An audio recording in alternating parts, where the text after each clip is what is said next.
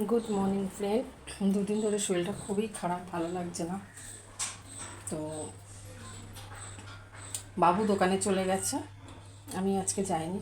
দুদিন ধরেই যাচ্ছি না দোকানে। ওয়েদারটা চেঞ্জ হচ্ছে তো ঠান্ডা গরম লেগে গেছে। তো সকালবেলা বাবু বললো ওরও ঠান্ডা লেগেছে,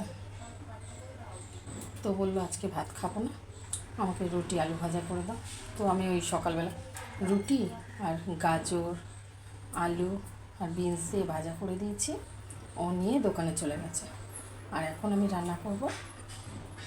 আমি ফ্রিজে অনেক কিছু রান্না করা আছে, দুদিন ধরে বলছি ঠিকঠাক খাওয়া হচ্ছে না। তো তার জন্য সকালের যা রান্না আছে, কালকে মাছ ঠাছ সবই আছে। তো আজকে তাই কিছু করবো না, ওই রাতের জন্য আলু ফুলকপির তরকারিটা করে রাখবো, রাতে রুটি করবো আর দিয়ে খাওয়া হবে। তো আলু ফুলকপিটাকে কেটে এখানে সিদ্ধ বসিয়ে দিয়েছি, একটুখানি ভাপিয়ে নিই। নাহলে ফুলকপির একটু গ্যাস থাকে, আর অনেক সময় যতই আমরা ভালো করে ধুই তবু যদি কোনো পোকা টোকা থাকে, ওই জন্য আমি সবসময় একটুখানি ভাপিয়ে নিই। আর বেশি মশলা লাগবে না, এই আদা লঙ্কা আর জিরে, গরম মশলা ঘি, এই দিয়ে নিরামিষভাবে করবো।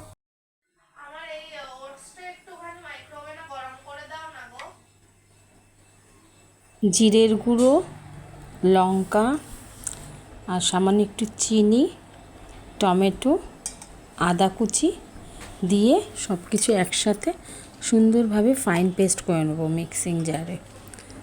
ব্যাস, মশলা এইটুকুনি, মশলা নিরামিষে অত কিছু লাগে না, জাস্ট একটু টেস্টের জন্য চিনি দিলাম, নিরামিষে একটু চিনি দিলে ভাল লাগে।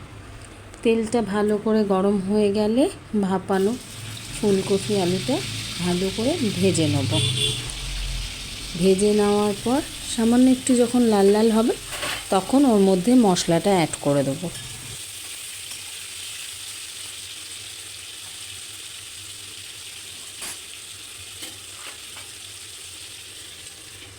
মশলাটা আমার রেডি হয়ে গেছে। এবার ঢাকনা সরিয়ে আমি দেখব ফুলকপিটা কতটা ভাজা হয়েছে। ঢেকে ঢেকে রান্না করলে একটা কি ভালো হয় যে এক্সট্রা তেলটা সেটা উড়ে যায় না, ওটা ঢেকে ঢেকে রান্না করলে মানে ওটা থেকে যায়, ফলে কি হয় রান্নার যে টেস্টটা অনেক ভালো হয়। সামান্য নুন হলুদ স্বাদ অনুসারে দিয়ে দেবো। আজকে ফুলকপিটা অল্প আছে, তার জন্য বেশি নুন দিতে হবে না, স্বাদ অনুযায়ী নুন হলুদ দিয়ে আবার এটাকে ঢেকে 2 মিনিটের জন্য, আমি সবসময় রান্না ঢেকে ঢেকেই করি। এতে কি হয়, গ্যাসটাও সেভ হয় আর আপনার রান্নার টেস্টটাও কিন্তু খুব বেটার হয়। একটু টাইম লাগে ঠিকই, কিন্তু ভালো রান্না করতে গেলে তো একটু সময় দিতে হয়। তো একটুখানি ঢেকে ঢেকে রান্না করলে খুব টেস্টি হয় রান্নাটা। আপনারা বাড়িতে ট্রাই করে দেখবেন। বেটে রাখা মশলার মধ্যে সামান্য একটু জল দিয়ে ওর মধ্যে অ্যাড করে দেবো। এবার ভালো করে ওটাকে নেড়ে চেড়ে ওটা আরও 5 মিনিটের জন্য 5-7 মিনিটের জন্য ঢেকে রাখবো।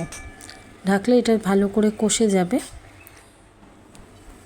কোনো প্রপার এটা কষানো হয়নি, সামান্য জল আছে। তো ভালো করে গ্যাসে ফ্লেমটাকে একটু বাড়িয়ে ভালো করে নাড়বো। যখন সাইড থেকে দেখব তেল ছাড়তে শুরু করেছে তখন ভাবো আমাদের কমপ্লিট হয়ে গেছে।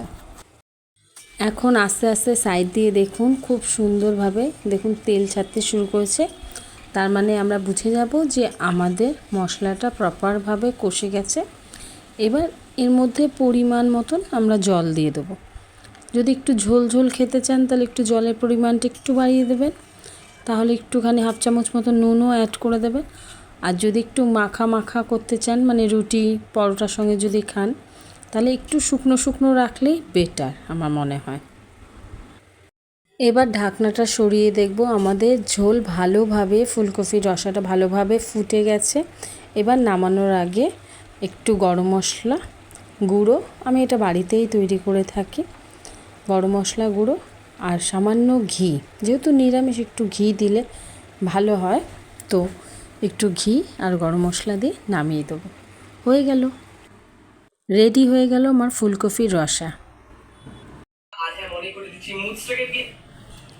আমার মামন ডায়েট করছে, ওই জন্য চিলা খাচ্ছে, সুজি চিলা, সবজি আর মাছ।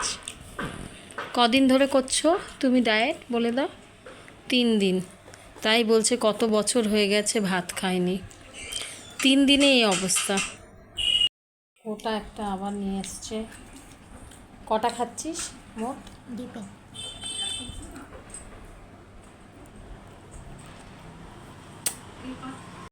মোটামুটি ঘরের সমস্ত কাজ কমপ্লিট হয়ে গেছে, এবার যাব স্নান করব। দেখা হচ্ছে নেক্সট ভিডিওতে, বাই।